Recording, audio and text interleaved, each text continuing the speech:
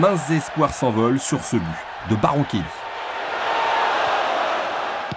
À 3 journées de la fin, Nantes est sacré champion ce 1er juin 1977. La fête est totale sur ce 3e but de Sanoui. L'équipe de Jean Vincent termine avec 9 points d'avance, une vraie promenade de santé. Philippe Gondé, tout ça, c'était bien et tout, mais là, c'était vraiment une équipe de jeunes, bien encadrés, et ils ne calculaient pas, quoi. Ils rentraient sur le terrain, ils étaet sûrs d'eux. Ouais. Baroncelli, Pécou Amis, Oscar Muller, Chanoun, Rampillon. Mais Rampillon, c'est un numéro 10 assez exceptionnel, ça. D'ailleurs, c'est simple, l'équipe que j'avais à l'époque, il y avait 11 internationaux et les remplaçants étaient internationaux aussi. Arrivé en 1976 au FC Nantes, Jean Vincent se voit confier par le président Louis Fontenot la mission suivante, remporter enfin une Coupe de France après 3 échecs en finale. Dur.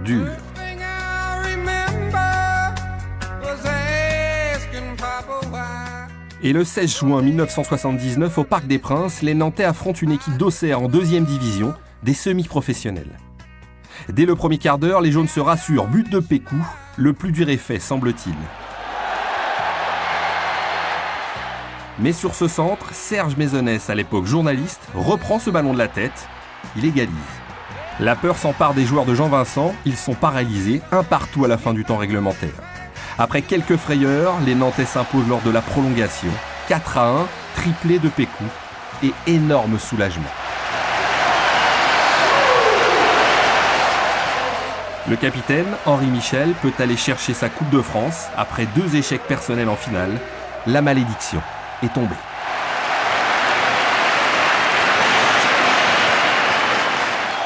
On a plutôt fait ça avec la bande de jeunes pour un mec qui s'appelait Henri Michel et qui arrêtait pas de courir après des trophées, qui n'en avait pas eu beaucoup et qui nous disait mais vous arrivez, vous avez 20 ans, vous avez encore rien fait, vous avez la tête qui enfle et nous on a ramé toutes ces années-là.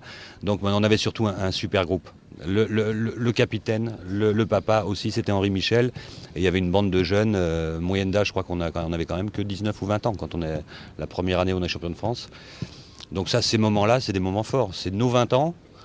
En connaissant le haut du pavé dans le football, on jouait en Coupe d'Europe. On n'allait pas très loin d'ailleurs à cette époque-là. Le football français n'était pas dans les meilleurs. Donc on allait chez les Espagnols ou les Italiens, on partait au premier tour. Mais ça fait rien, ça a été quand même sans doute mes plus belles années de football. À quelques jours du quart de finale de Coupe des Coupes contre le Dynamo Moscou, les Nantais accueillent leur rival de toujours, Saint-Étienne. Après un mauvais début de championnat, ils comptaient au soir de la 10e journée 6 points de retard sur les Verts. L'occasion est belle donc, en ce 24 février 1980, de prendre l'avantage au classement. Grâce à ce fantastique coup franc d'Henri Michel, ils mènent 1-0. Les 24 000 supporters du stade Marcel Sopin donnent de la voix et les joueurs reprennent en chœur.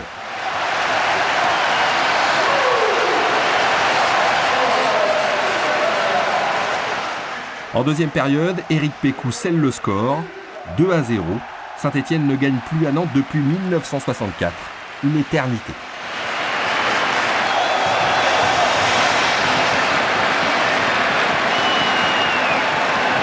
Respecter, et j'ajouterai quand même un petit quelque chose, c'est que pour notre part, nous sommes allés gagner 2 ou 3 fois Saint-Étienne et le bilan est toujours positif pour nous.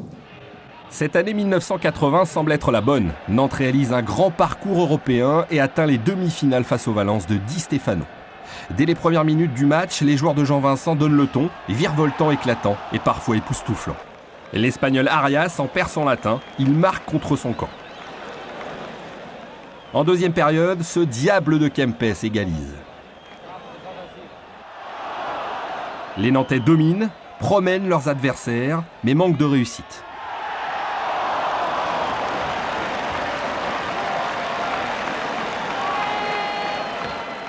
Ils méritent tout de même de s'imposer et sur un travail extraordinaire de Bossis, côté droit.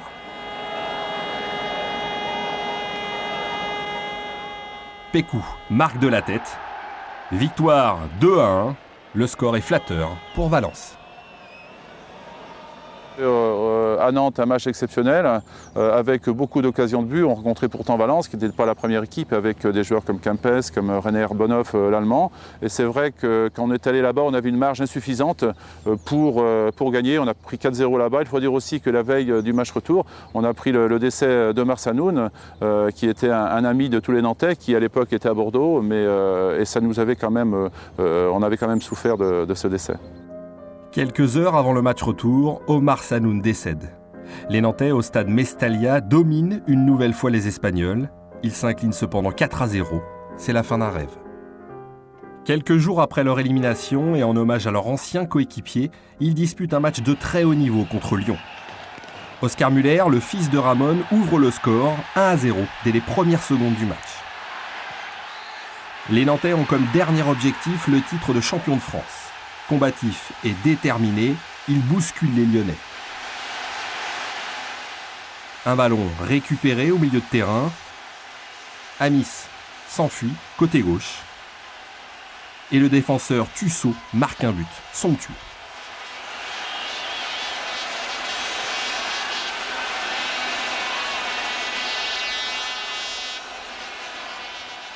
En fin de match, un autre défenseur se signale, Maxime Bossis, très proche de Sanoun. Ils sont arrivés le même jour au club. Le Grand Max fait un festival 1-2 avec Touré et Nantes l'emporte 3-0. La messe est dite.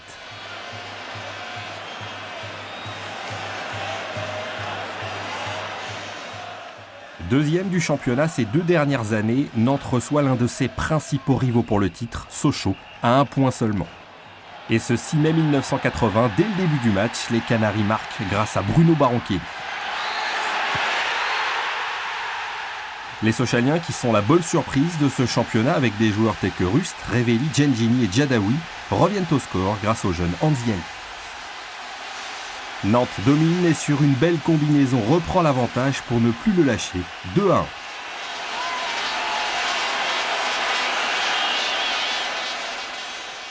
En deuxième période, Baroncelli réalisera le doublé, victoire finale 3-2.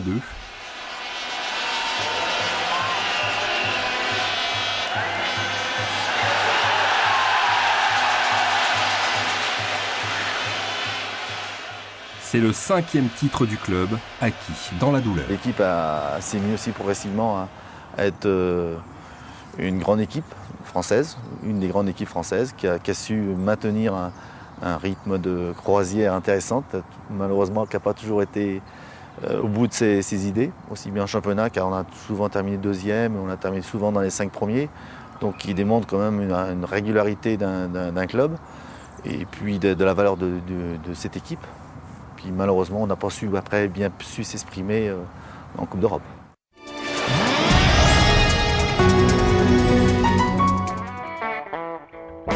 Après une année de transition, Vahid Halilhodžić se fond dans le collectif nantais. Même si le buteur est par nature individualiste, le Bosniaque est un avant-centre hors pair. Cette saison est celle de tous les exploits. Halilhodžić redonne au club un titre de meilleur buteur du championnat. 27 buts inscrits. Nantes n'avait plus été à pareille fête depuis 1966 et les 36 buts de Philippe Gondet.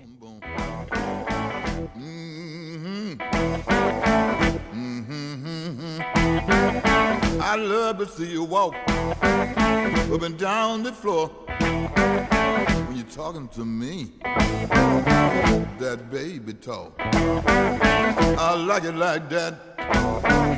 When you talk like that, you knock me dead. Right on my feet. How?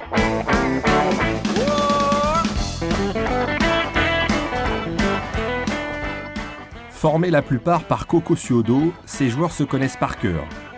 Dans ce vestiaire, une impression de bien-être, de légèreté, de confiance.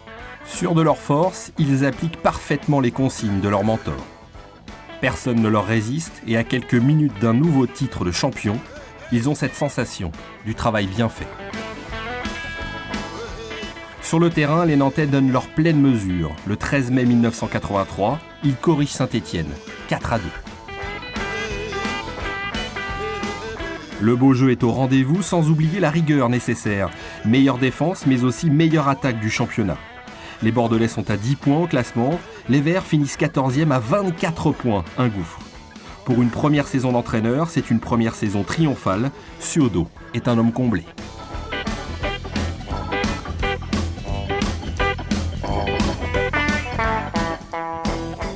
On a fini avec 10 ou 12 points d'avance, je crois. J'arrivais du mondial d'Espagne. Moi, j'avais opté pour regarder le Brésil. Je n'avais encore pas entraîné les pros. Et on a joué à la brésilienne. Quelle équipe! Mais quel jeu on a eu! Et véritablement, ça a été super. Irrésistible, là. Vraiment. Donc individuellement et collectivement, c'était pas loin de la perfection, celle-là. Gagné 4 ans plus tôt, cette coupe n'est plus une obsession pour les Nantais. Grand favori de cette finale, ils visent le doublé. En face, les Parisiens jouent à domicile au Parc des Princes et ils marquent d'entrée de jeu sur cette frappe de loin.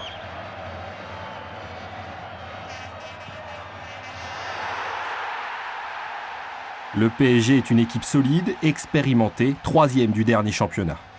Nantes réagit et de quelle manière? Accélération fulgurante de Bruno Barankelli. Il trompe Baratelli, un partout. Ce match, c'est aussi l'opposition de deux génies, Safet Suzik d'un côté, José Touré de l'autre. Juste avant la pause, le Brésilien de Nantes marque les esprits.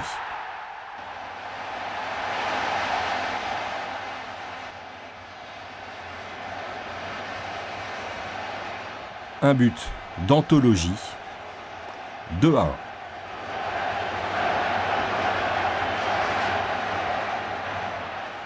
En deuxième période, les jaunes et verts auront plusieurs fois l'occasion de creuser l'écart. Et contre toute attente, Paris inscrit 2 buts. La fête est gâchée.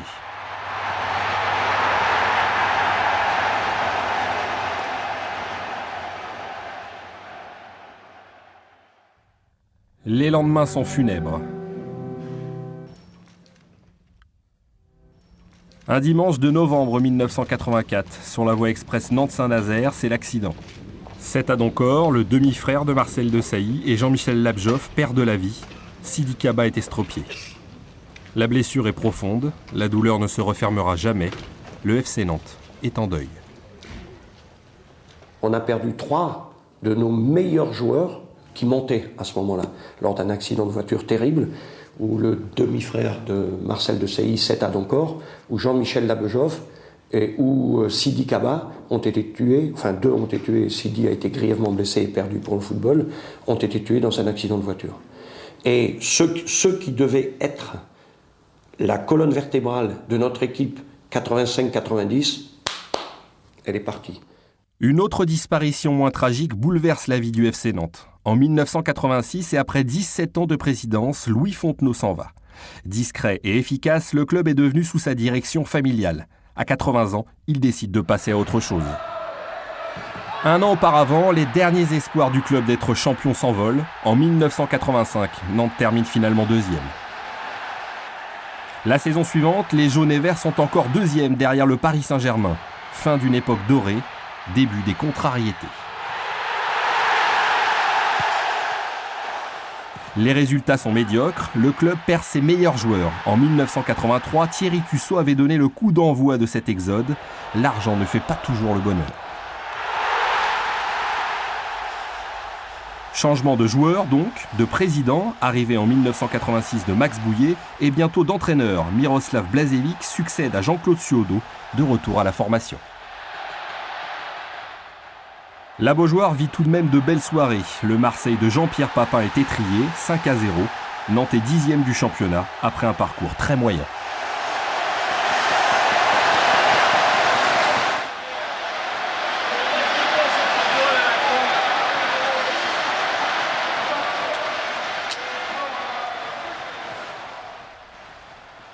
Ça a été important pour moi au niveau de